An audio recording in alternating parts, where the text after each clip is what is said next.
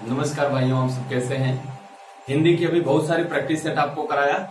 अब से lecture course चलेगा, तो अब जितने भी लेक्चर कोर्स चलेंगे उनकी प्रैक्टिस सेट उनके साथ चलेगी। जैसे जो हम लेक्चर कोर्स में पढ़ा रहे होंगे उसका फिर प्रैक्टिस सेट चलेगा। बहुत बच्चों ने कहा कि सर रस का आपने प्रैक्टिस सेट करा दिया, हमें थोड़ा कम समझ पाया, या आप हमको पहले लेक्चर करा दीजिए। तो मैंने पहले तो लेक्चर आपको करा नहीं पाया था, तो आज से आपकी लेक्चर क्लास भी चालू हो जाएगी। और याद रहे, आप सब जब जितना ज्यादा कमेंट करोगे, जितने ज्यादा आपको प्रॉब्लम्स आती है आप कमेंट करोगे, उतना अच्छा आपकी हिंदी तैयार हो पाएगी। ये बात आप अच्छे से याद रखना।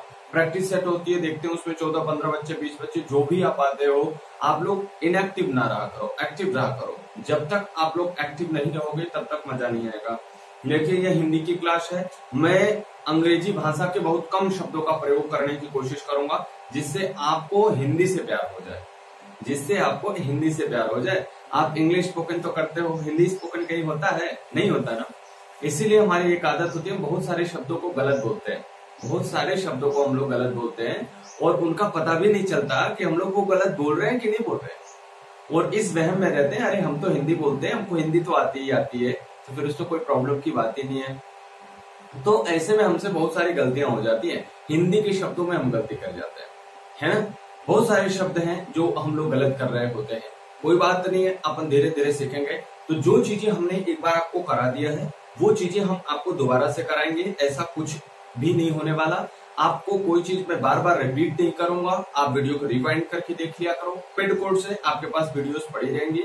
और अभी तक जो लोग एडमिशन नहीं कराए वो एडमिशन करा लो, क्योंकि मैं एडमिशन जब करा लोगे तो ही आपको ये सब क्लासेस दे पाऊंगा, नहीं तो सभी वीडियोस आप सबके पास तक नहीं पहुंच पाएंगी, केवल पेड कोर्स वाले स्टूडेंट्स के पास ही पहुंच पाएंगी। तीसरी एक और जरूरी बात, कि जो भी चीजें आप पढ़ो मेरे साथ, वो ये मत सोचा करो कि हम वीडियो ही बार बार देखते रहेंगे, वीडियो ही बार बार देखते रहेंगे। मेरे प्यारे बच्चों, ऐसा कुछ भी नहीं होने वाला। आप बार बार वीडियो देखोगे, 1 घंटा, 2 घंटा, आधा घंटा, आपका नुकसान होगा। आप मेरे साथ नोट्स बनाओ। जब आप नोट्स बनाओगे ना, तो 3 काम होगा। एक बार तो आप मुझसे पढ़े, एक बार आपने नोट्स को बनाया, और तीसरी बात ये कि जब आप उसे रिवाइज करोगे तो 5 से 10 मिनट में आप पूरे 1 घंटे की वीडियो रिवाइज कर सकते हो, और वो आपके दिमाग में रहेगा। और जब आप परीक्षा भवन में जा रहे होंगे, एग्जामिनेशन हॉल में जा रहे होंगे, तो वो आपको रिवाइज करने में बड़ी आसानी होगी, बड़े जल्दी से आप कर पाओगे। ठीक है ना। तो ये बात आप विशेष तौर पर याद रखो, इतना मेरा आपसे अनुरोध रहेगा। और उसके बाद जो भी चीजें मैं आपको पढ़ाऊंगा, जो भी चीजें मैं आपको सिखाऊंगा, जो भी हम लोग एक दूसरे के साथ सीखेंगे, वो ऐसी कोई भी चीज नहीं होगी कि किसी एक पार्टिकुलर एग्जाम के लिए होगी, किसी पार्टिकुलर एग्जाम के लिए नहीं है। बच्चे, किसी भी एग्जाम में आप जाकर के बैठ जाना, यहां तक कि अगर एक छोटी सी परीक्षा से लेकर के एक बड़ी सी परीक्षा तक, यूपीएससी तक बैठ रहे हो, अगर हिंदी के क्वेश्चन आ रहे हैं, हिंदी के प्रॉब्लम आ रहे हैं, तो मैं इतना आपको भरोसा दिला सकता हूं कि आपको कोई भी प्रॉब्लम आने वाली बात नहीं है। वहां पर आपको कोई भी प्रॉब्लम नहीं आएगी, आप आराम से क्वेश्चन कर ले जाओगे। देखो बच्चे, एक बात तो मैं ये भी कहता हूँ, 100% क्वेश्चन कोई नहीं कर पाता, मैं भी नहीं कर पाऊंगा 100% क्वेश्चन शायद। तो आप भी 100% के लिए लड़ाई ही ना लड़ो। लेकिन ये बात गलत है कि हम लोग मेहनत नहीं करेंगे। आप मेहनत तो 100% के लिए करो, लेकिन इतनी गारंटी है कि 98% आपका बिल्कुल सही होगा, ये गारंटी रहेगी। तो आइए आप आज आपको हम परिचित करा देते हैं कि हमारे जो लेक्चर कोर्स हैं वो कैसे चलेंगे, हम आपको लेक्चर कोर्स में कैसे कैसे पढ़ाएंगे, वो चीजों के बारे में। देखो बच्चा, हम एक चीज और कोशिश करेंगे कि आपको हैंड रिटन नोट्स दे दें। लेकिन अगर आपको हैंड रिटन नोट्स नहीं दे पाते हैं तो आप बिल्कुल घबराना मत। ये बस सोचना कि हम हैंड रिटन नोट्स आपको नहीं दिए। बेटे, आपको खुद से नोट्स बनानी है। मेरे नोट्स बनाने और आपके नोट्स बनाने में बहुत फर्क होगा। जब मैं नोट्स बना के दूंगा तो मैं एक टीचर के नजरिए से नोट्स बना के दूंगा, और जब आप बनाओगे तो आप एक स्टूडेंट के नजरिए से बनाओगे। और आई थिंक कि अगर आप बनाओगे तो वो बेहतर होगा मेरे बनाने की अपेक्षा पे। तो मैं आपको यही सजेशन दूंगा, यही सलाह दूंगा, यही मशवरा दूंगा कि आप स्वयं बनाया करो, आप खुद से बनाओ। ठीक है, आप एक प्लेन पेपर ले लो, उस पर बनाना चालू कर दो। आज से एक एक वीडियो को बनाओ, और जो चैप्टर मैं पढ़ा दूं उसका अगर प्रैक्टिस सेट मैंने करा दिया तो आप उस वीडियो को एक बार फिर से देखिएगा। जैसे मैंने आपको पढ़ाया रस, तो अब रस के तो मैंने 145-46 क्वेश्चन आपको करा दिए। तो आप क्या करोगे, रस का लेक्चर देखोगे और फिर रस की वीडियो देखोगे, और आप मिलाओगे कि क्या वो वाली जो रस की वीडियो मैंने आपको बनाई थी, जो मैंने आपको क्लास कराई थी, क्या उस वाले का पूरा क्वेश्चन आप सॉल्व कर रहे हो क्या? अगर आप पूरा क्वेश्चन सॉल्व कर पा रहे हो तब आप समझना कि आप मेरे साथ पढ़े हो, उसका आपको फायदा मिला। ठीक है, नहीं तो कोई फायदा नहीं मिलने वाला, कुछ भी इसमें कोई भी फायदा नहीं होगा। बस आप वीडियोस देखोगे, आपने जो हमें पेमेंट किया वो भी नुकसान जाएगा और टाइम भी नुकसान जाएगा, डेटा तो जाएगा ही जाएगा। और आजकल सबसे बड़ा भगवान हो गया है डेटा आपका जियो वाला। तो आप लोग आराम से उस चीज की पूरी नोट्स बनाओ, तब जाकर के अच्छा फायदा आएगा। ठीक है, आइए आपको पहले सिखाते हैं हिंदी के कोर्स में क्या आता है। तो आपको जानकारी होगी कि हिंदी का जो भी परीक्षा होगा उसमें जो प्रश्न बनते हैं वो बहुविकल्पी बनते हैं। कौन से प्रश्न बनते हैं? इसका जो नाम दिया जाता है वो सामान्य हिंदी नाम दिया जाता है। सामान्य हिंदी, सामान्य हिंदी कहने का मतलब ये होता है कि इसमें आपसे बहुत अधिक साहित्य नहीं पूछे जाएंगे। बहुत अधिक साहित्य सर फ्रेम में है, बहुत अधिक आपसे साहित्य नहीं पूछे जाएंगे। अधिकांश भाग इसके व्याकरण के होंगे, अधिकांश भाग व्याकरण के होंगे, और कुछ इसमें से व्याकरण के साथ साथ साहित्यिक रचनाएं होंगी। क्या होंगी? साहित्यिक रचनाएं होंगी, साहित्यिक रचनाएं। अब याद रखिए कि अगर आप ये साहित्यिक रचनाओं का अध्ययन कर लेते हैं, सीख लेते हैं, आपको जानकारी हो जाती है, तो साहित्यिक रचनाएं आपके जीएस में भी पूछा जाता है और वहां पर भी ये फायदा करेगा। तो दोनों चीजों के लिए आपका अच्छा रहेगा। आप हिंदी में सीख रहे हो तो भी अच्छा है, अगर आप जीएस में कर रहे हो तो भी अच्छा है। आपको सीखना तो पड़ेगा ही पड़ेगा, और आप इसे बहुत अच्छे से सीख जाओगे, मेरी गारंटी है। तो इसमें आपको साहित्यिक रचनाएं पूछ सकता है, व्याकरण पूछ सकता, और कभी कभी किसी कवि और कवियत्री के बारे में कुछ बातें उनसे संबंधित पूछ सकता है। कुछ बातें कैसे बारे में, मतलब क्या क्या पूछ सकता है, जैसे ये देख लें आप क्या क्या पूछ सकता है। मान लीजिए उनसे संबंधित कोई पुरस्कार पूछ लिया,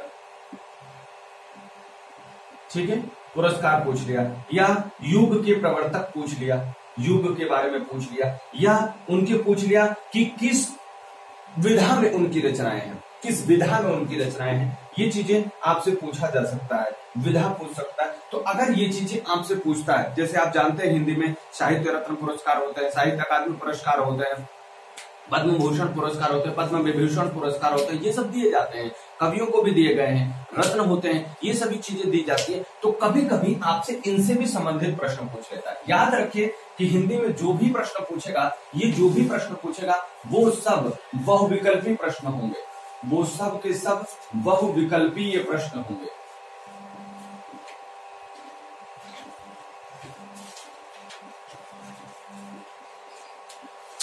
सब के सब बहुविकल्पीय प्रश्न होंगे। अब याद रखें, ये जो सबके सब बहुविकल्पीय प्रश्न होंगे, 4 विकल्प आपके सामने होंगे, उसमें से कोई एक विकल्प आपका सही होगा, जिसे हम लोगों को सही करना रहेगा। चीजें क्या संबंधित होंगी? 3 चीजें। सबसे बड़ा जो पोर्शन होगा वो क्या होगा? व्याकरण का होगा, और सबसे छोटे पोर्शन जो होंगे वो साहित्यिक रचनाएं और कवियों के बारे में होंगे। इनसे 1 या 2 प्रश्न आते हैं, लेकिन बाकी के जितने भी प्रश्न पूछे जाते हैं वो इन व्याकरण के तौर से पूछे जाते हैं। अब आपको समझाना है कि व्याकरण में क्या क्या चीज पूछा जाएगा। तो सामान्य हिंदी के जो व्याकरण का कोर्स है वही सबसे बड़ा कोर्स है, और उसी कोर्स को हम सबको बहुत ध्यान से सीखना है और समझना है। इससे हमारी बहुत सारी चीजें सुधर सकती हैं। देखिए, जो भी चीजें मैंने लिखा या लिखूंगा उसमें से गलतियों को आपके साथ बताते चलूंगा। जैसे मैंने यहाँ पर एक शब्द लिखा था बहुविकल्पीय। क्या लिखा था? बहुविकल्पीय। और मैंने ऐसे लिखा था। अब आपको मैं 4 शब्द यही गलत करके बताता हूं। इसे हम लोग कहते हैं वर्तनी शुद्धि। इंग्लिश में भी आता है स्पेलिंग करेक्शन। स्पेलिंग करेक्शन के नाम से इंग्लिश में पूछता है, और हिंदी में वर्तनी शुद्धि। अब आइए जरा मैं लिखता हूं और आप मुझे बताइए कि इसमें से कौन सा विकल्प सही है।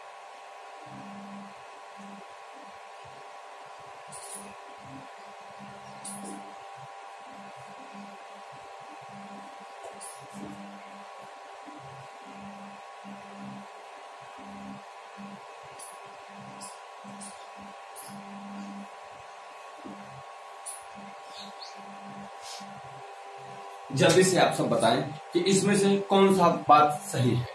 अब अगर याद रहे कि आपको अच्छे से उच्चारण आते हैं, तभी इन सब चीजों के बारे में बहुत बेहतरीन ढंग से आप जान पाएंगे। जैसे एक शब्द मैंने और लिखा था,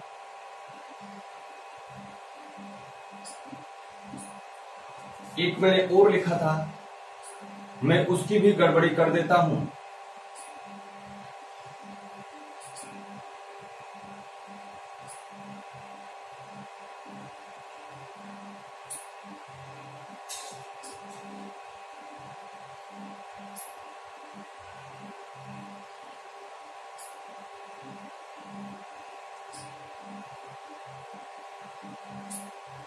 ये मैंने एक दूसरा शब्द आपके सामने जो लिखा था उसकी भी मैंने गड़बड़ी करके लिख दी है। अब आपको बताना है इन सभी में से कौन सा शब्द सही है। अब देखेंगे जैसे ही ये सब शब्द हमारे सामने आते हैं ऐसा लगता है कि यार हम तो इनसे परिचित हैं और ये तो हम बराबर पढ़ते चले आ रहे हैं, इसमें हम कोई गड़बड़ी कर नहीं सकते। लेकिन दोस्तों गड़बड़ी वही होती है जहां पर हमारा कॉन्फिडेंस लेवल ओवर कॉन्फिडेंस में चेंज हो जाता है। जहां पर कॉन्फिडेंस लेवल ओवर कॉन्फिडेंस में चेंज हो जाता है वहीं पर हमसे गड़बड़ियां होना चालू हो जाती है। हम ये नहीं बता पाते कि वाकई में ये गलत है या नहीं है। तो ये जो प्रकरण हम लोग पढ़ेंगे मेरे भैया, इसे हम लोग पढ़ेंगे वर्तनी शुद्धि में। किसमें पढ़ेंगे? वर्तनी शुद्धि में। और इसको मैं आपको स्क्रीन पर ही पढ़ाऊंगा, ये चीजें मैं आपको स्क्रीन पर ही कराऊंगा। इसकी भी प्रैक्टिस आपको स्क्रीन पर मिलेगी। घबराना मत, हर चीज आप आसानी से जान पाओगे, हर चीज आप आसानी से जान पाओगे, कोई दिक्कत होने वाली बात नहीं है। इसका विकल्प सही है कवयित्री, इसका विकल्प सही है कवयित्री, लेकिन लोग कवित्री लगा देते हैं, कवयित्री लगा देते हैं, ऐसी चीजें लगा देते हैं। ठीक है, इसमें देखिए वह विकल्पीय, वह विकल्पीय, तो इसमें भी विकल्प सही होगा आपका दूसरा वाला।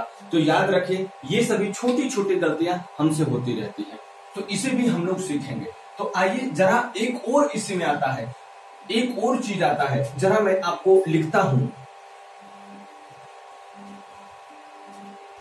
मैं एक प्रश्न और लिखता हूं, जरा देखिए कितने मजेदार हिंदी है। मैंने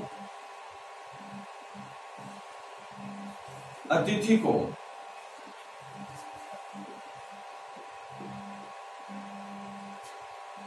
प्लेट में रखकर चाय दिया। ठीक है, ये एक वाक्य आपके सामने लिखा है। मुझे उबालकर दूध दे दीजिए।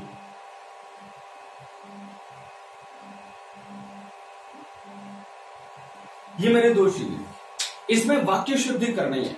आप बताओ क्या ये वाक्य शुद्ध है क्या? अब आपके मन में तो तुरंत ये आ गया होगा कि सर लिखे तो अशुद्ध ही होगा, शुद्ध ही करना। ऐसा भी हो सकता है ये वाक्य शुद्ध हो, इसके चक्कर में बिल्कुल ना रहना कि गलत ही मैंने लिखा। जरा पढ़ के देखना कितने मजे आने वाले हैं। अगर बात को समझ गए तो तुम्हें मजा आएगा, और नहीं समझ पाए तो सब कुछ एक ही बराबर सही तो लगेगा ही लगेगा, है ना? क्योंकि ऐसा हम अक्सर बोल रहे होते हैं। आओ जरा समझते हैं। लिखा है मैंने अतिथि को प्लेट में रखकर चाय दिया। आप बताओ बेटा चाय किस में रखोगे? प्लेट में रखोगे कि अतिथि को प्लेट में रखोगे? इसमें लिखा गया मैंने अतिथि को ही किस में रख दिया? प्लेट में रख दिया। मैंने अतिथि को प्लेट में रख करके चाय दिया। मैंने अतिथि को उठाया, प्लेट में रखा और चाय दे दिया। सही बात है क्या? ऐसा कहना चाहिए मैंने चाय को प्लेट में रखकर अतिथि को दिया, या मैंने अतिथि को चाय प्लेट में रखकर दिया, ऐसा होना चाहिए था। हाँ या ना? गलती थी ना? तो सही कैसे करोगे? मैंने अतिथि को चाय प्लेट में रखकर दिया।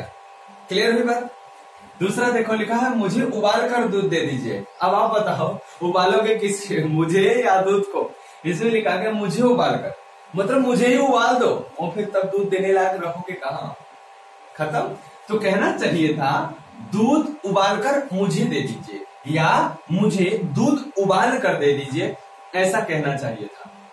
लेकिन यहाँ पर गड़बड़ी हुई, तो आपको यहाँ पर लिखना चाहिए मुझे दूध उबाल कर दे दीजिए, मतलब उबालिए किसको? दूध को, और फिर मुझे ला करके दे दीजिए। ये प्रकरण हम लोग पढ़ेंगे वाक्य शुद्धि में।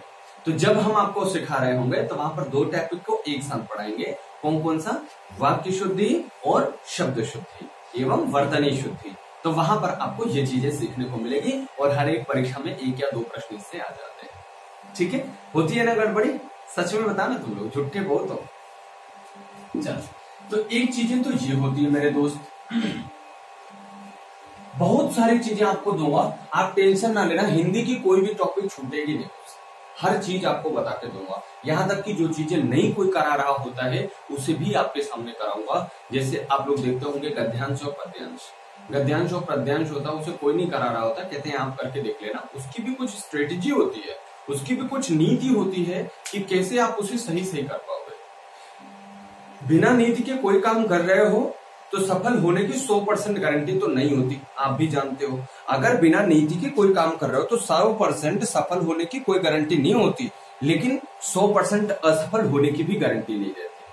तो यदि नीति से काम कर रहे हो तो 100% सफल होने की तो गारंटी होती है, लेकिन असफल होने की गारंटी नहीं होती। तो इसलिए हर चीज के लिए एक कुशल नीति, कुशल रणनीति होनी चाहिए जिस पर हम सबको काम आगे बढ़ाना है। ठीक है, तो आप लोग कुशल रणनीति के साथ पढ़ाई करो। अभी लॉकडाउन चल रहा है, अभी क्लासेस बंद है, अभी हर काम बंद है, आपके पास केवल एक काम है, पढ़ाई करना। और अगर अभी आपने अच्छा खासा स्कोर कर लिया तो फिर समझ लो आपको नौकरी देने से कोई नहीं रोक सकता। और आपको जानकारी के लिए बता दूं, केवल वही बच्चे पढ़ते हैं ऐसे दौर में, केवल वही पढ़ रहे हैं जो वाकई में नौकरी चाहते हैं, जो वाकई में पढ़ रहे हैं। ऐसे बच्चे नहीं पढ़ रहे हैं, उनको तो बिल्कुल अच्छा हो गया कि चलो लॉकडाउन हो गया, 3-4 महीने, 2 महीने, 3 महीने की छुट्टी मिल गई, इंटरनेट चलाएंगे, टिकटॉक बनाएंगे, वीडियोस देखेंगे, पिक्चर देखेंगे, मौज करेंगे। वो कभी भी नौकरी नहीं पाने वाले। जो 2 महीना बैठ गया वो 2 साल पीछे हो जाएगा, ये बात आप याद रखना। और जो 2 महीना अच्छे से पढ़ाई कर लिया वो उनसे 2 साल आगे रहेगा। तो आप बताओ नौकरी किसको मिलेगी, जो बैठा है या जो पढ़ रहा है? आपको नौकरी मिलेगी या उन्हें मिलेगी जो सो रहे हैं? आपको नौकरी मिलेगी, ऐसा मेरा दिल कहता है, ऐसी मेरी स्ट्रेटजी है। इसलिए मेहनत करके पढ़ते रहो, कोई भी परीक्षा ऐसी नहीं है जो आप नहीं निकाल सकते हो। ठीक है, आइए जी। तो इस बहुविकल्पी प्रश्नों में देखिए अब क्या होगा कि इसमें एक पहला टॉपिक आता है वर्ण एवं वर्णमाला। वर्ण एवं वर्णमाला, वर्ण एवं वर्णमाला। हमने आपको इसकी प्रैक्टिस शीट करा रखी है, वर्ण एवं वर्णमाला। अब आपको क्या करना है, जब मैं वर्ण एवं वर्णमाला पढ़ा दूंगा तो आप उसकी प्रैक्टिस से फिर देखोगे क्या पूरी चीजें कवर हो पा रही है क्या। जो भी चीज 1-2%, 5% नहीं हो पा रही, आप मुझे मैसेज करोगे। मैंने आपको टेलीग्राम चैनल भी बना दिया, टेलीग्राम चैनल पर भी आप वहां से जा सकते हो। मैसेंजर है वहां पर भी कर सकते हो, व्हाट्सएप है वहां पर कर सकते हो, कहीं भी अपना प्रॉब्लम मुझे भेज सकते हो, नहीं कुछ तो कमेंट कर सकते हो। ठीक है, तो वर्ण एवं वर्णमाला यहाँ पर मिलेगी। तो इसमें वर्ण और वर्णमाला में जो हम लोग कवर करेंगे वो एक वर्ण से लेकर के, अक्षर से लेकर के, वर्णमाला से लेकर के, वर्णों के प्रकार से लेकर के सभी चीजें कवर करेंगे। क्या क्या कवर करेंगे जरा यहाँ पर हम लिख देते हैं। यहाँ पे हम कवर करने वाले हैं वर्ण, वर्णों के प्रकार, वर्णों के प्रकार, वर्णमाला, वर्णमाला, उच्चारण स्थान, वर्णमाला में न प्रयोग होने वाले, वर्णमाला में अब न प्रयोग होने वाले वर्ण,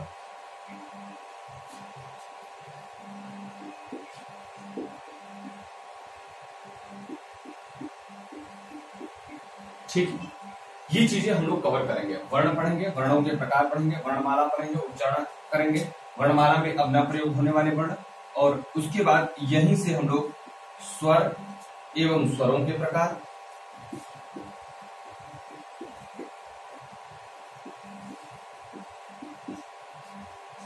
यहीं से व्यंजन,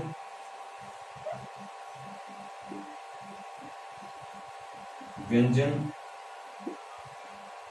एवं व्यंजनों के प्रकार,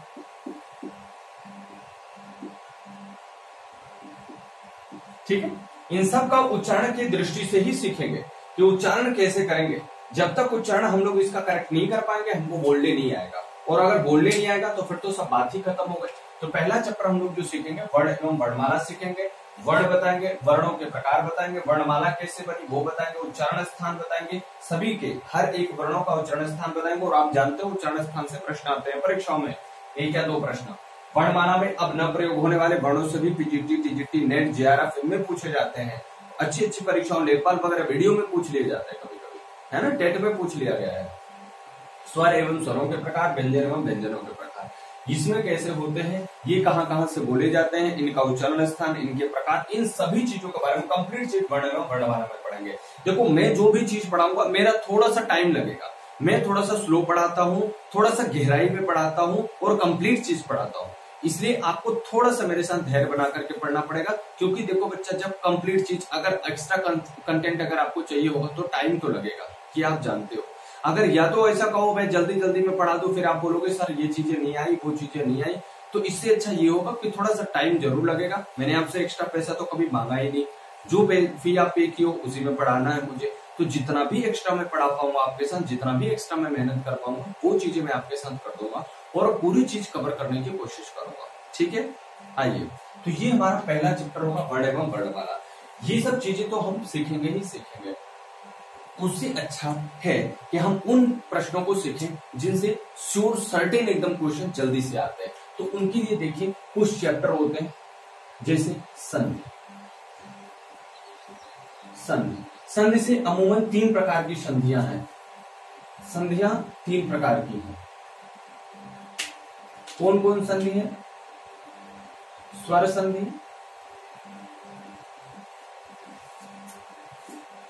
व्यंजन संधि,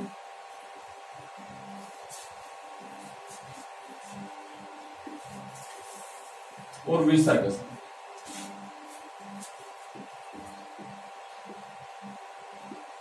ये 3 प्रकार की संधियां हैं। लेकिन अक्सर जो प्रश्न आते हैं वो स्वर और व्यंजन से आ जाते हैं, विसर्ग से नहीं आते। लेकिन हम सबको सीखना तीनों है, स्वर भी सीखना है, व्यंजन भी सीखना है और विसर्ग भी सीखना है। उसके साथ हमको प्रैक्टिस सेट भी हल करने हैं। ठीक है, ये बातें हमको करनी है। देखो एक बात और मैं बता दूं कि जब चीजें आप करो तो उसके साथ कोशिश करो कि उसकी प्रैक्टिस सेट तो जरूर हल हो, है ना, क्योंकि बिना प्रैक्टिस सेट के तो कोई काम होने वाला है ही नहीं। तो प्रैक्टिस सेट आपकी हल होनी चाहिए ये चीज। तो मैं आपको इसमें क्या कराऊंगा, तीनों संधियां कराऊंगा। तीसरी चीज है आपका रस, इसका प्रैक्टिस सेट मैंने आपको करा दिया। चौथा छंद, पांचवा अलंकार, छठा समास। ये कुछ इंपॉर्टेंट चीजें हैं। ठीक है, ये चीजें आपको सीखनी पड़ेंगी। संधि, रस, छंद, अलंकार, ये तो मैंने आपको रस का तो आपको सीट कराई दिया, रस का तो प्रैक्टिस सेट कराई दिया। तो अभी हम शुरू में सबसे टॉपिक पहला जो शुरू करेंगे वो रस शुरू करेंगे। पहला टॉपिक जो शुरू करेंगे वो रस शुरू करेंगे। ठीक है, उसके बाद आगे बढ़ेंगे छंद, अलंकार, ये करा देंगे। फिर इधर के तरफ हम बढ़ेंगे, थोड़ा सा उल्टा पढ़ाऊंगा आपको। क्लियर हो गई बात? देखो उसके बाद आपको क्या पढ़ने को मिलेंगे, सर फ्रेम में है, देख लीजिए सर मेरा फ्रेम में। उसके बाद हम लोग पढ़ेंगे उपसर्ग एवं प्रत्यय, उपसर्ग एवं प्रत्यय, और यहां से हम लोग पढ़ेंगे वाक्य एवं वाक्य भेद। और इसी में आपको मिलेगा संज्ञा, सर्वनाम, विशेषण, क्रिया विशेषण, अव्यय, यहीं से सभी चीजें मिलना चालू हो जाएंगी। संज्ञा, अब इसमें जो आपको मिलेगा वो मिलेगा वचन, लिंग, कारक, ठीक है, फिर सर्वनाम, फिर विशेषण, फिर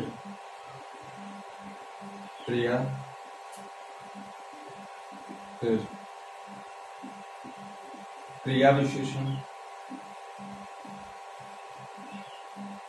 फिर अव्यय। ठीक है, ये चीजें आपको मिलेंगी। उसके बाद कुछ चीजें ऐसी हैं जिसे क्लासरूम में पढ़ाया जाना पॉसिबल नहीं है। क्लासरूम में जिनका पढ़ाया जाना पॉसिबल नहीं होता, वो कौन सी चीजें होती हैं, जरा आइए देखते हैं। जिसे अगर हम लोग बात करें, इसे एक बार आप लिख लो, फिर मैं इसे मिटाऊं, फिर आपसे बात करता हूं।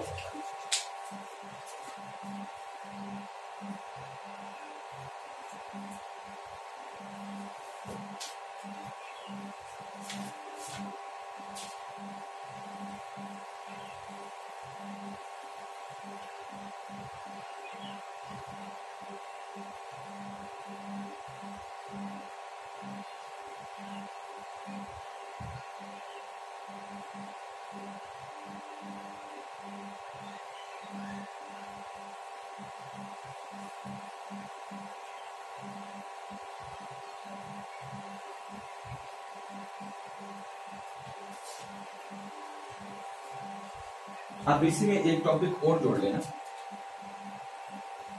9 विराम चिन्ह।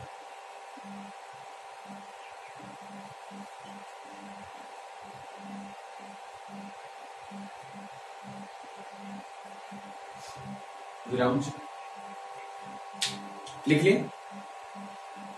आइए अब और कुछ चीजें क्या है जरा उसको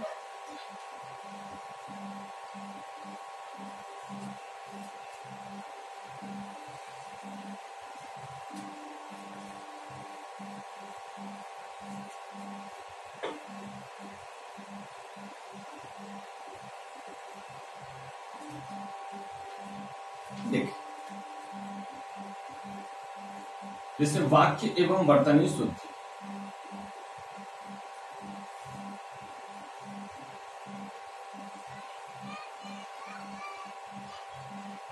वाक्य एवं वर्तनी शुद्धि। दूसरा, अनेक शब्दों के लिए एक शब्द।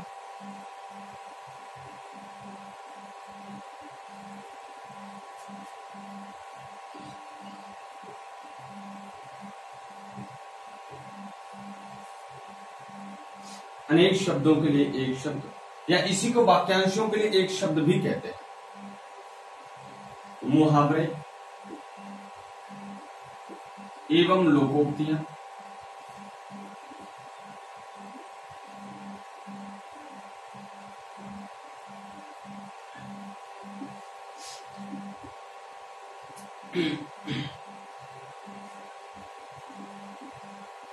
समानार्थी शब्द।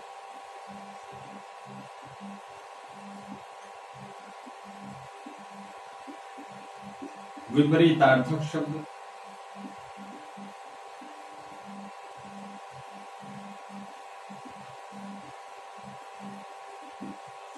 पर्यायवाची शब्द।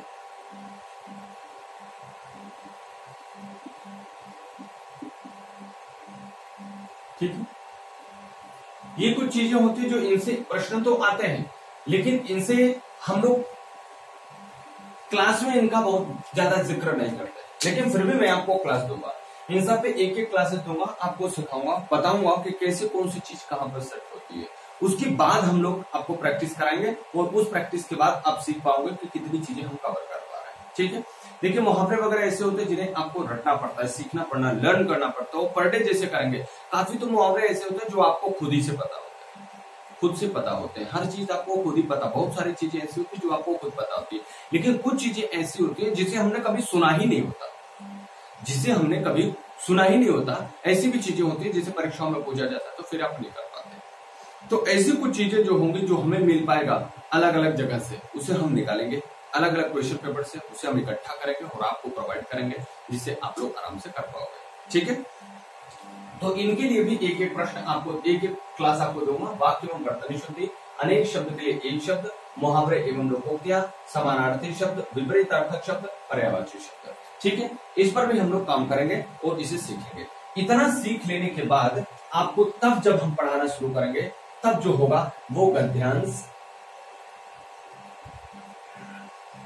और पद्यांश। गद्यांश और पद्यांश, इन्हें हम लोग जो नाम देंगे वो अपठित देंगे। क्या नाम देंगे? अपठित। अपठित इसलिए क्योंकि जो हम आपको करा रहे होंगे वो जाहिर सी बात है एग्जाम में नहीं आएगा।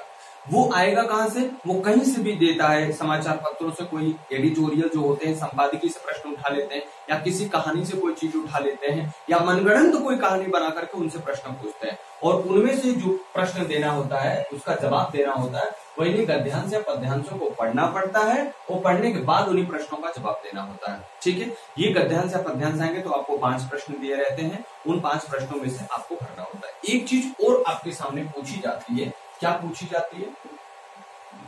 रिक्त स्थानों की पूर्ति। रिक्त स्थानों की, ठीक है, ये चीज एक और पूछी जाती है, रिक्त स्थानों की पूर्ति करना। तो रिक्त स्थानों की पूर्ति में क्या रहता है कि पूरा वाक्य दिया गया रहता है, उसमें कोई एक जगह खाली रहती है जिसके लिए 4 विकल्प दिए गए रहते हैं। उन 4 विकल्पों में से वो शब्द आपको चुनाव करके लिखने पड़ते हैं जो शब्द उस वाक्य को अच्छे तरीके से सिद्ध कर दे, अच्छे तरीके से संतुष्ट कर दे। तो ये चीजें आपको उस वाक्यों में उसमें करनी होती है। तो इसमें हम लोग इतनी चीजों को पढ़ेंगे, 18 टॉपिक से लेकर के कुछ और भी टॉपिक्स आते रहेंगे, उससे भी कराते रहेंगे। जो रिसेंटली एग्जाम्स होते रहेंगे उनके एग्जाम्स के क्वेश्चन पर भी चर्चा करते रहेंगे। जो भी आपके पास अगर कोई एग्जाम आप देते हो और उसमें हिंदी पूछी गई है, मैथ्स पूछा गया है, रीजनिंग पूछा गया है, कुछ भी पूछा गया है, यदि आपको किसी क्वेश्चन में कोई प्रश्न में समस्या हो रही है तो आप टेलीग्राम चैनल पे हमें पेपर की पीडीएफ भेज देना। मैं उस पेपर को सॉल्व करके आपको उसकी वीडियो बना करके आप सबके पास तक कर दूंगा या लाइव आकर के सॉल्व करा दूंगा। ठीक है, तो इतनी बातें आप लोग याद रखना, ध्यान से पढ़ना, इतनी चीजें हमको पढ़नी है। अब आइए जरा हम लोग कुछ चीजों के बारे में चर्चा कर लेते हैं। जैसे कुछ सरल चीजें होती हैं जिसको आपको जानना जरूरी होता है। जैसे अगर हम वर्ण और वर्णमाला की ही बात कर लें तो आपको इतना तो पता होना चाहिए कि वर्ण क्या होते हैं, वर्णमाला क्या होती है, स्वर क्या होते हैं, व्यंजन क्या होते हैं, ये कुछ बातें तो आपको पता होनी ही चाहिए। ठीक है ना। तो आइए जरा हम लोग बात करते हैं। वर्णमाला में बहुत ज्यादा प्रश्न बनते हैं कि वर्णमाला में कुल कितने शब्द हैं, लिखने के लिए कितने शब्द हैं, कितने स्वर हैं, कितने व्यंजन हैं, इनसे प्रश्न पूछते हैं। आज मैं इस पर डिस्कस नहीं करूंगा, केवल आपके मन में जी क्वेश्चंस डालूंगा ताकि आप मुझसे क्वेश्चन किया करो। आप जब वो टॉपिक पढ़ाने लग जाओ तो आप मुझसे वो प्रश्न पूछा करो कि सर कौन कौन सी चीजें, कौन सा वर्ण है, कौन सा व्यंजन है, कौन सा स्वर है, कैसे बोले जाते हैं, इनका उच्चारण कहाँ से होता है, इनके शब्द कहाँ से निकलते हैं, इनकी वाणी कहाँ से निकलती है, या उच्चारण करने के लिए कौन कौन से हमारे पास ऐसी जगह है जहां से उच्चारण किया जाता है। ये सभी चीजें जब आप हमसे प्रश्न पूछोगे तो और अच्छा समझ पाएगा। और आपकी जानकारी के लिए बता दूं कि मैं आपको जब कोई चीज सिखा रहा हूँ तो ऐसी कोई टॉपिक नहीं छोड़ूंगा जिसमें आपको प्रश्न पूछने की जरूरत पड़े। और यदि प्रश्न पूछने की जरूरत नहीं पड़ेगी तो आप देखना कि आप आराम से किसी भी परीक्षा को क्वालिफाई करेंगे और हर एक प्रश्न को सॉल्व कर देंगे। ठीक है, आइए देखते हैं। अगर हम लोग बात करें वर्णमाला की तो ये वर्णमाला हमारा है वो 2 शब्दों से मिलकर के बना है। वर्णमाला हमारा 2 शब्दों से मिलकर बना है, एक है वर्ण और एक है माला। एक है वर्ण और एक है माला। माला का अर्थ होता है कि जिसे व्यवस्थित क्रम में लगाया जाए, व्यवस्थित क्रम में लगाना, व्यवस्थित क्रम में लगाना, व्यवस्थित क्रम में रखना या लगाना। जैसे अगर मैं आपसे पूछूं कि शादी के लिए एक जयमाल बनाना है, विजयमाल बनाना है, एक शादी के लिए विजयमाल बनाना है जो लड़के लड़की एक दूसरे को डालते हैं और उसमें सफेद फूल और गुलाब के फूलों को लगाना है। आप मुझे बताओ कि 10 फूल सफेद लगाने के बाद 11वां फूल गुलाब का, 10 फूल सफेद, फिर 11वां फूल गुलाब और बीच में बड़ा सा फूल, ऐसे ही तो लगाते हो आप, ऐसे ही तो क्रम लगाते हो। इसी को हम लोग कहते हैं माला। क्या कहते हैं? माला। तो उस माला में आपने क्रम से किसको लगाया? फूलों को। किसको लगाया? फूलों को, इसलिए उसको कहते हैं फूलों की माला। और ये जो होगा क्रम, उसमें आप क्रम से क्या लगाओगे? वर्णों को। क्या लगाओगे? वर्णों को। तो वर्णों को ये व्यवस्थित लगाओगे तो इसे हम लोग कहेंगे वर्णमाला। अगर यहां से हम देखें तो परिभाषा बन के तैयार होगी, क्या होगी? वर्णों को व्यवस्थित क्रम में रखना, व्यवस्थित क्रम में रखना वर्णमाला कहलाता है। क्या कहलाता है? वर्णमाला कहलाता है। ठीक है, वर्णों को व्यवस्थित क्रम में रखना ही क्या कहलाता है? वर्णमाला कहलाता है। अब वर्णमाला में चीजें क्या क्या होती हैं? केवल 2 चीज होती है। क्या क्या होती है? वर्णमाला में केवल 2 चीज होती है। वर्णमाला में अगर कुल अक्षरों की संख्या पूछे तो कुल 52 वर्ण होते हैं। कुल कितने वर्ण होते हैं? 52 वर्ण होते हैं। इन्हें 2 प्रकार के वर्णों में बांटा गया। अभी अगर मैं आपके साथ जोड़ूंगा तो ये केवल 44 आ रहे होंगे और ये 52 नहीं आएंगे। बाद में आपको जब सिखा दूंगा तो आप इसे 52 भी गिनने लग जाओगे। हर एक चीज गिन गिन के एक एक काउंटिंग करके आपको दिखाऊंगा। तो वर्णमाला में केवल 2 चीज आती है मेरे मित्रों। कौन कौन सा? एक आता है स्वर और एक आता है व्यंजन। एक आता है स्वर और एक आता है व्यंजन। अगर संस्कृत की बात करें तो 9 स्वर होते हैं और हिंदी की बात करें तो 11 स्वर होते हैं। ठीक है, इसमें कितने स्वर होते हैं? 11 स्वर होते हैं और इनकी संख्या कितनी है? 35 है। कहीं कहीं आपको ये 41 भी मिलेगा। कैसे मिलेगा, कैसे कैसे चीजें मिलेंगी, सब चीज आपका क्लियर करूंगा, कोई दिक्कत की बात नहीं है। ठीक है, तो स्वर और व्यंजन दो चीजें हमारे पास होती है। तो स्वर क्या होते हैं? स्वर विवर्ण होते हैं जिनका उच्चारण करते समय जो वायु होती है, वायु मतलब मुंह से निकलने वाली हवा, वो कहीं भी अवरुद्ध नहीं होती। अब कहोगे सर अवरुद्ध मतलब कहीं से रुक रुक के आना। अगर कहीं पे भी नहीं रुकती है, अगर कोई भी चीज ऐसी बोलते हो जिससे निकलने वाली हवा कहीं भी रुकती ही नहीं है, तो उसे आप बोल दोगे कि स्वर है। जैसे अगर मैं बोलूं आप अ बोलो, तो आप बोलोगे अ। कहीं भी जब जीभ ही नहीं इधर उधर हो रही है, तो जाहिर सी बात है हवा रुकने की कोई सवाल नहीं है। अगर मैं बोलूं आ बोलो, तो आप बोलो आ, कहीं पे भी हवा रुकने का सवाल नहीं है। इसका मतलब इन्हें हम क्या कहेंगे? स्वर कहेंगे। इन्हें क्या कहेंगे? स्वर कहेंगे। और जहां पर वायु अवरुद्ध हो जाए, जहां से मुंह से निकलते समय हवा बीच बीच में फंसे, उसे हम लोग क्या कहेंगे? उसे ही व्यंजन कहते हैं। जैसे आप क बोलो, हाँ बोलो बोलो क, देखो जीभ कहीं से चिपक करके छोड़ रही है, पक्का है कि जब चिपक के छोड़ी है तो कहीं ना कहीं से अवरोध तो उत्पन्न होगा ही होगा, है ना? किसी से भी अगर चिपक के छोड़ोगे, जैसे मान लो कि अगर कोई लाइन मार दे, अरे गलत जा रहे हो, लाइन मार दे मतलब बिजली वाली लाइन मार दे, तो क्या करती है? आपको चिपका लेती है, इसी से झूलते हो फिर छोड़ देते हो, तो कुछ तुम्हारे ऊपर प्रभाव पड़ा कि नहीं पड़ा? हाँ पड़ा। क्या पड़ा? अरे सर 2 दिन चल नहीं पा रहा है ना? तो वो प्रभाव पड़ा। इसका मतलब जब कोई चीज आप बोलोगे और अगर अवरुद्ध होगी, तो वो चीज हमारे किसके अंदर जाएगी? व्यंजन के अंतर्गत जाएगी। अब देखिए मैं लिख देता हूं, यहां पर थोड़ी सी परिभाषा भी लिख देता हूं। जब मैं आपको ये टॉपिक्स करा रहा हूँगा, वर्ण और वर्णमान टॉपिक करा रहा हूँगा, तो आपको इसमें एक एक चीजों की परिभाषा सब कुछ आपके साथ लिखता हुआ चलूंगा। आप उसकी नोट्स, मैं आपकी नोट्स बनाने में पूरी मदद करता हूँ। देखो मैं हर एक चीज सिस्टमेटिकली लिखता हूँ। आप उसे आराम से चाहो तो स्क्रीनशॉट ले सकते हो, लेकिन मेरा सुझाव आपसे रहेगा आप लिखा करो, ठीक है? ऐसे वर्ण जिनकी उच्चारण में मुंह से निकलने वाली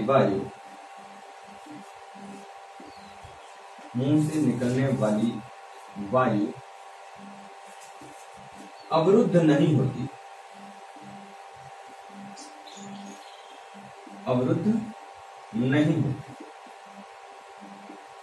उन्हीं को हम लोग क्या बोलते हैं? सर इसमें जरा अवरुद्ध नहीं होती, उसे अपन क्या बोलते हैं भैया? उसे ही हम लोग क्या बोलेंगे?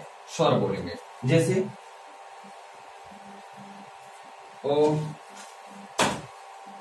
आ, ई, ओ, री, ए, ओ, ओ। ठीक है सर, फ्रेम में ही है ना? तो इसको बात करो नीचे वाला।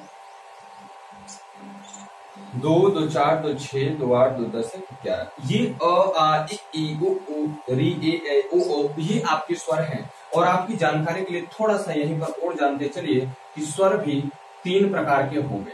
वैसे तो 2 ही प्रकार के होते हैं, लेकिन आपको तीनों प्रकार की जानकारी रखनी पड़ेगी। कौन कौन होते हैं? एक होता है ह्रस्व। क्या होता है? बोल के बताओ मेरे सामने। हाँ मुझसे मेरे साथ बोलो। ह्रस्व, इसे हरस्व लोग बोल देते हैं, गलत है।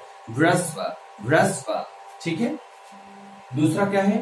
दीर्घ नहीं, दीर्घ। बोलो मेरे साथ, दीर्घ। हाँ फिर से एक बार बोलो, दीर्घ। जब मैं क्लास में करा रहा होता हूं तो बच्चों से जोर जोर बोलवाता हूं, और आप जहां भी बैठे हो वहां से आप बोला करो। जब मैं कहूं बोलिए तो आप वहां से बोला करो, इससे आपका उच्चारण बहुत अच्छा हो जाएगा, ठीक है। तीसरा प्लुत, इसे प्लूत नहीं कहेंगे, प्लुत। क्या कहेंगे? बोलिए जरा, प्लुत। हाँ प्लुत, ठीक है। तो 3 प्रकार के स्वर होंगे आपके, ह्रस्व, दीर्घ, प्लुत, ठीक है।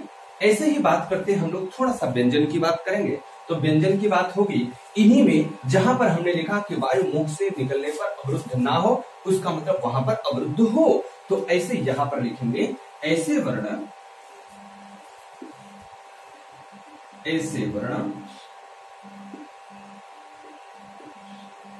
जिनकी उच्चारण में मुंह से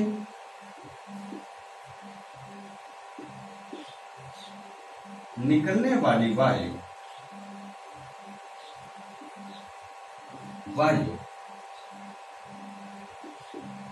कहीं न कहीं अवरुद्ध हो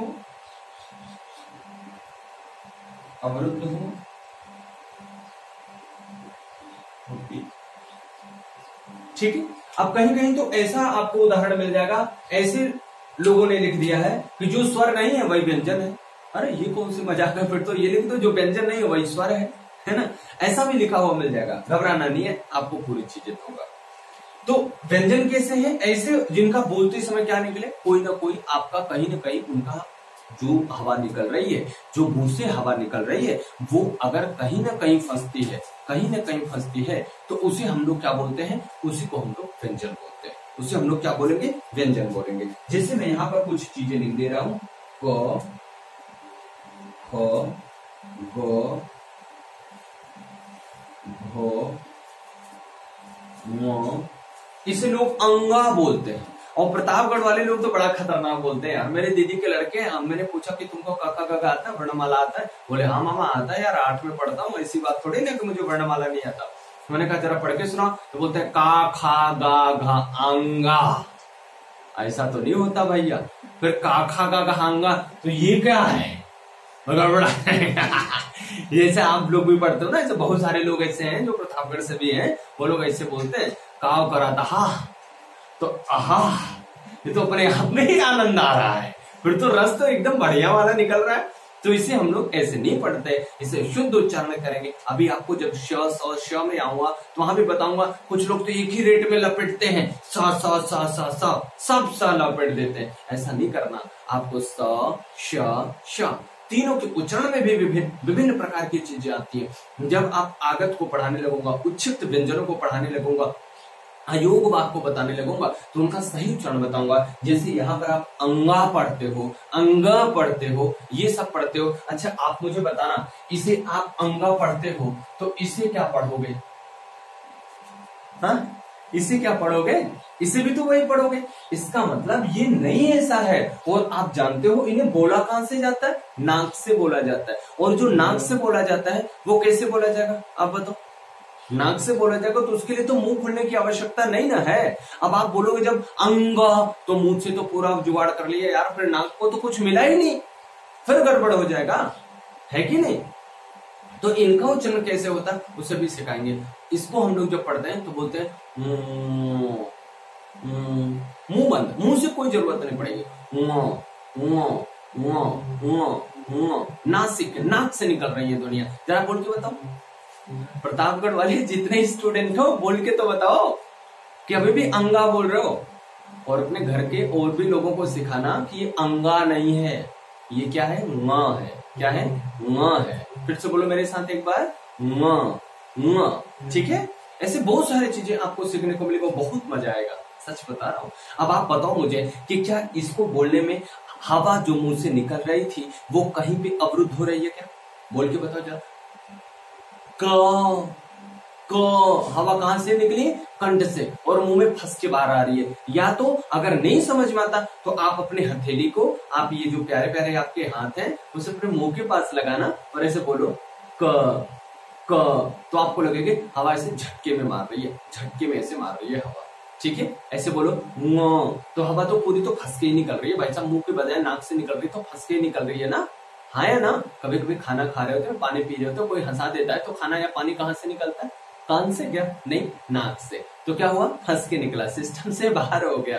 तो अगर वो सिस्टम से बाहर हो रहा है तो वो कौन सी चीज बनेगी? व्यंजन। और व्यंजन के भी प्रकार होते हैं, व्यंजन के भी प्रकार होते हैं। कौन कौन सा व्यंजन होता है? स्पर्श व्यंजन, अंतस्थ व्यंजन, ऊष्म व्यंजन, लुंठित, पार्श्विक, ये सभी भी व्यंजन होते हैं। और इसे कब सीख पाएंगे? जब हम लोग लेक्चर पूरा कर रहे होंगे तब। ये थोड़ी सी मैंने आपको बेसिक जानकारी दे दी कि बेसिक जानकारी में अगर कोई चीज कभी आवश्यकता पड़े, कोई आपसे स्वर पूछ ले, कोई आपसे व्यंजन पूछ ले, कोई वर्णमाला पूछ ले, तो आप उसे बता तो पाओ, सही है ना?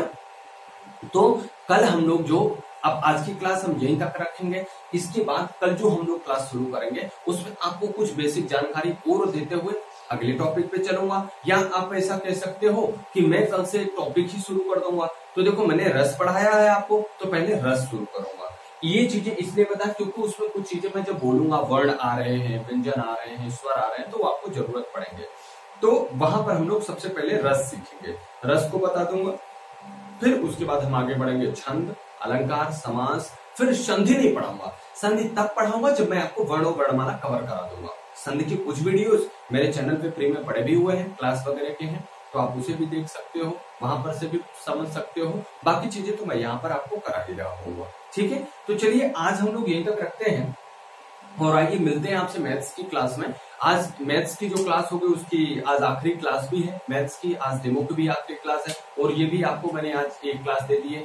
भी 2-4 क्लासेस जो भी होंगी इसकी पढ़ी रहेंगी। बहुत सारे ऐसे बच्चे हैं जो ये कह रहे हैं कि सर वीडियोस पढ़ी रहने दीजिए, तो चलो ठीक है, वर्क एंड टाइम की जितनी भी वीडियोस आपको मैंने फ्री दी है उसको मैं नहीं हटा रहा। जो पेड क्लासेस आ रहे हैं उसकी मैं कोई भी वीडियो आपके चैनल पे तो वैसे भी नहीं रहेगी, डायरेक्ट आपके चैनल के माध्यम से आपको लिंक मिलेगी, वहां से आप वीडियोस देखोगे। ठीक है, आप वहां से कर सकते हो। और जो भी बच्चे अभी भी एडमिशन लेना चाहते हैं, क्लास देख लो कैसे मैं सिखाता हूँ, कैसे हम लोग एक दूसरे के साथ सीखते हैं, आप जानते ही हो। और जो भी बच्चे और लेना चाहते हो उनके पास भी शेयर करो। जब अधिक से अधिक बच्चे जुड़ेंगे, कंपटीशन अधिक होगा, पढ़ने में और मजा आएगा। ठीक है, तो चलिए मिलते हैं आपसे कल इसी टाइम पर, इसी लेक्चर पीरियड में। तब तक लेते हैं विदा।